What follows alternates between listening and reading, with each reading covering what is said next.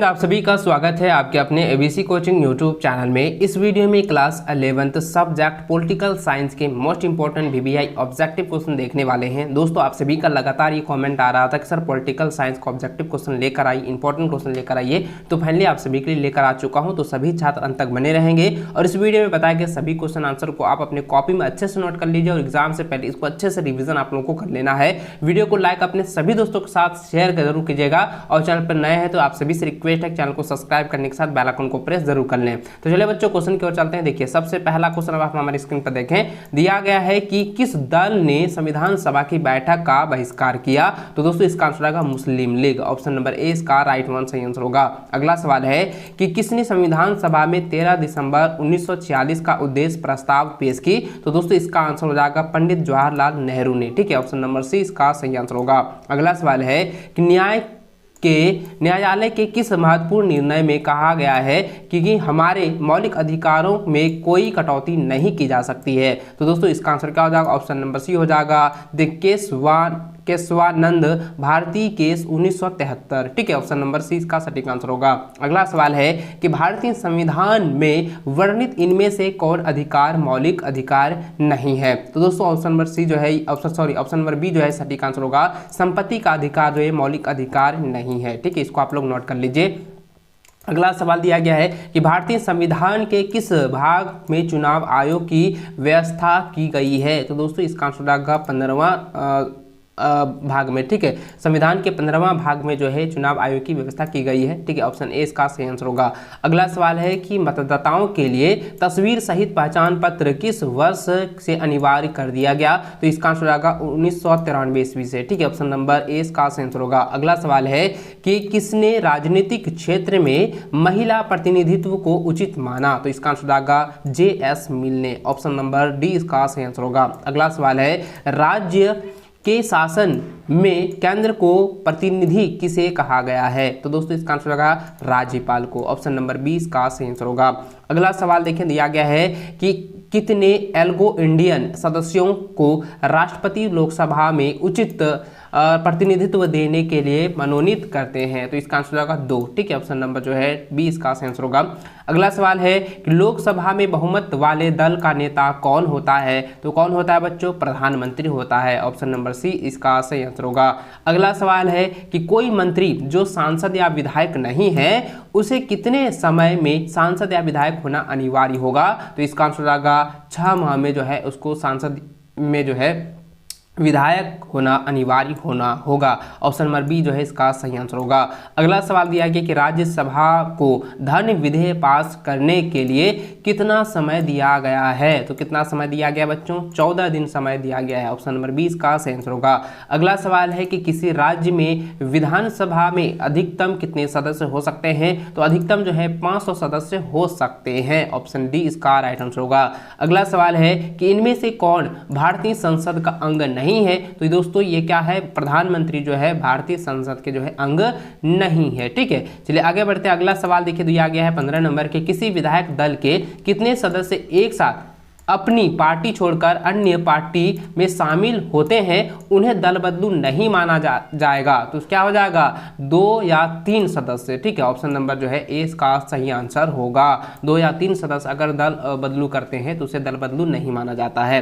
अगला प्रश्न देखिए, दिया गया 16 नंबर कि सर्वोच्च न्यायालय के न्यायाधीशों की अवकाश आयु को बढ़ाने का अधिकार किसे है। तो दोस्तों, किसे है? संसद को है। ऑप्शन नंबर जो है डी इसका सही आंसर होगा। अगला सवाल है कि उच्च न्यायालयों के न्यायाधीशों की अवकाश आयु कितनी होती है या कितनी है। तो दोस्तों, इसका आंसर होगा 62 वर्ष। ठीक है, इसको नोट कर लीजिए। ऑप्शन 20 का सही आंसर होगा।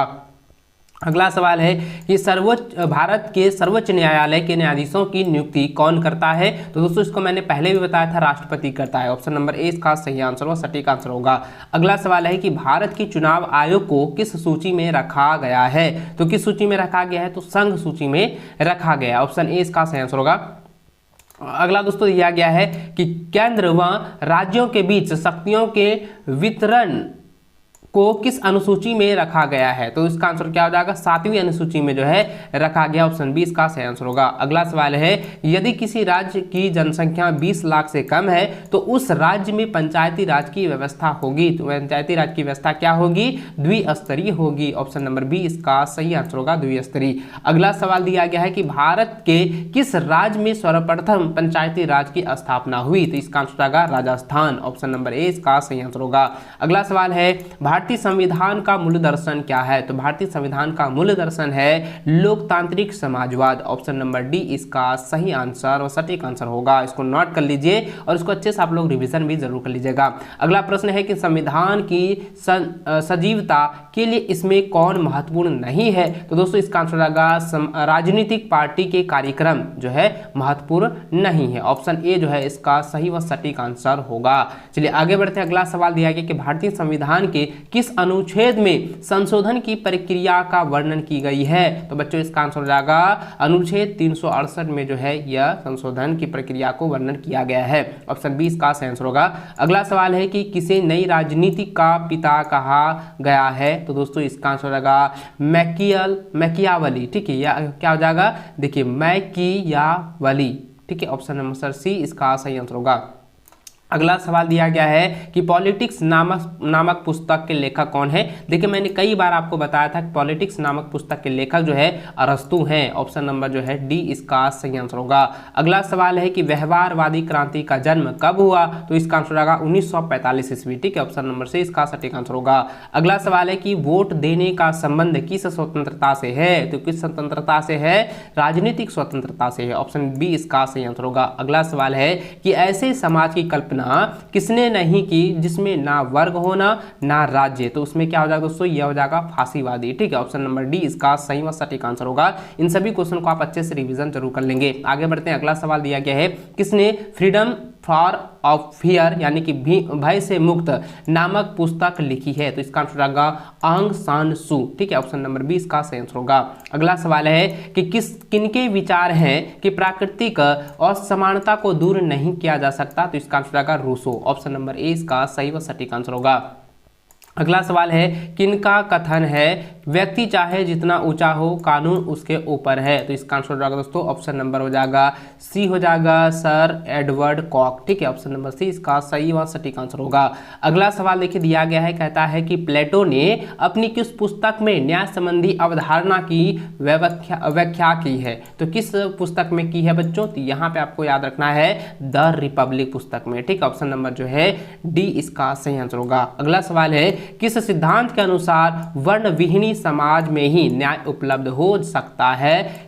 ठीक है, तो इसका आंसर क्या हो जाएगा? ऑप्शन नंबर सी हो जाएगा मार्क्सवादी। ऑप्शन नंबर सी इसका सटीक व सही आंसर होगा। अगला सवाल है कि अधिकारों की सुरक्षा के लिए कौन सा तत्व सर्वाधिक महत्वपूर्ण है? तो कौन सा तत्व है? स्वतंत्र न्यायपालिका। ऑप्शन नंबर डी इसका सही व सटीक आंसर होगा। अगला सवाल है, किसने कहा है कि किस राज्य की पहचान वहां के अधिकारियों की व्यवस्था से की जा सकती है? तो इसका आंसर होगा ऑप्शन नंबर बी हो जाएगा लॉस्की। ठीक है, इसको नोट कर लीजिए। अगला सवाल देखिए 38 नंबर दिया गया कि इनमें कौन जीवन स्वतंत्रता तथा संपत्ति से संबंधित 3 अधिकारों को प्राकृतिक अधिकारों के रूप में माना है? तो इसका आंसर क्या हो जाएगा? ऑप्शन नंबर बी हो जाएगा जॉन लॉक। ठीक है, ऑप्शन को याद करेंगे जॉन लॉक हो जाएगा। ऑप्शन नंबर बी इसका सही सटीक आंसर होगा। अगला सवाल है कि अपने से बड़े लोगों का सम्मान करना कौन अधिकार है? तो यह जो दोस्तों नैतिक अधिकार है। ठीक है, याद रखें नैतिक अधिकार है। अपनों से बड़े व्यक्तियों का सम्मान करना, उनका आदर करना, उन सभी जो है ये सभी क्या है? नैतिक अधिकार है। ऑप्शन ए इसका सही आंसर होगा।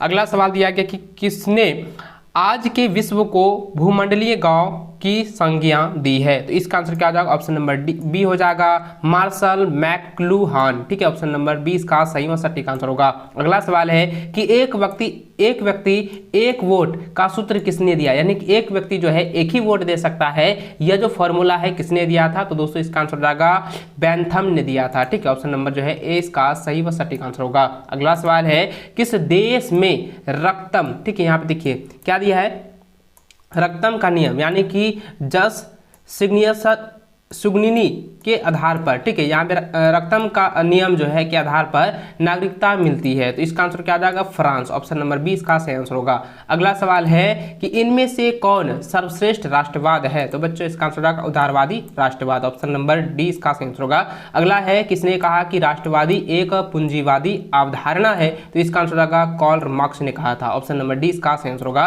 अगला सवाल है कि समाज की भलाई हेतु राज्य द्वारा किसी धर्म के मामले में उचित निर्णय क्या होगा? तो क्या होगा बच्चों? राज्य धर्म के मामले में हस्तक्षेप करेगा। ऑप्शन नंबर जो है ए सही व सटीक आंसर होगा। इसको आप लोग नोट कर लीजिए। आगे बढ़ते हैं। अगला सवाल 46 नंबर दिया गया है कि धर्म लोगों के लिए अफीम है, किसने कहा? तो दोस्तों जो है मार्क्स ने कहा था, मार्क्स ने, ठीक है, इसको आप लोग याद कर लें। अगला सवाल है किस आधार पर भारत एक धर्मनिरपेक्ष राज्य है? तो इसका आंसर होगा भारत में धर्म के आधार पर भेदभाव नहीं किया जाता। तो ऑप्शन नंबर जो है डी इसका सही व सटीक आंसर होगा।